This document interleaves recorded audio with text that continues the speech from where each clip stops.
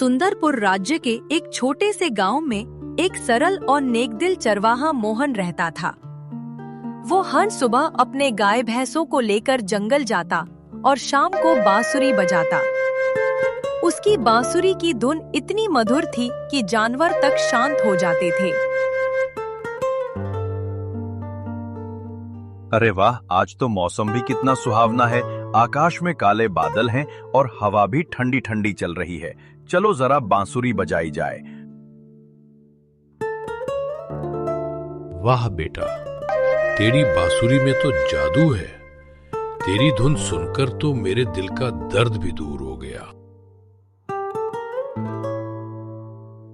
मैं बस खुश रहने के लिए बजाता हूँ बाबा, न किसी इनाम के लिए न शोहरत के लिए।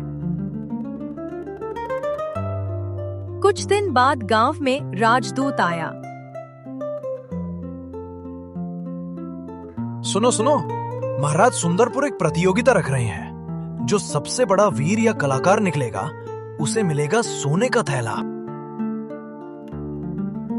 मोहन भैया, अगर आप राजा के सामने बांसुरी बजाएंगे तो शायद हमें भी कुछ मदद मिल जाए।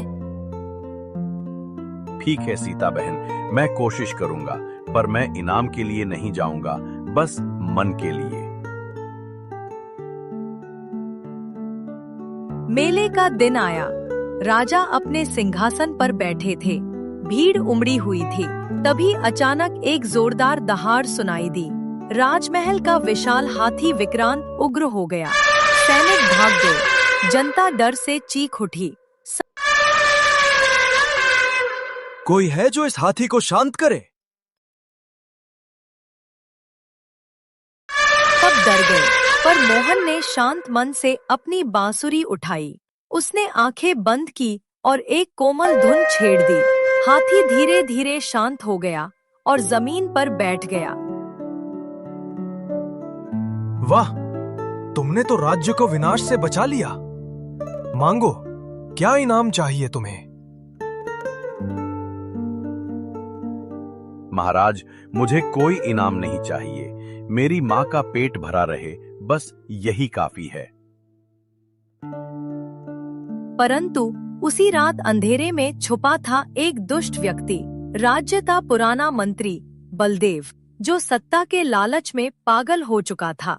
उसने एक जादुई दर्पण बनाया जो मनुष्य के भीतर का लोभ और डर दिखाता था। धीरे धीरे महल और गांव में भय फैलने लगा। लोग एक दूसरे से जलने लगे। राजा बीमार पड़ गए। अब तो ये राज्य अंधकार में जा रहा है। अगर कोई रोशनी है तो वो सच्चाई और साहस की है। मोहन जंगल गया और एक विशाल पीपल के नीचे ध्यान में बैठ गया। तभी एक चितकबरा पक्षी उसके पास उतरा।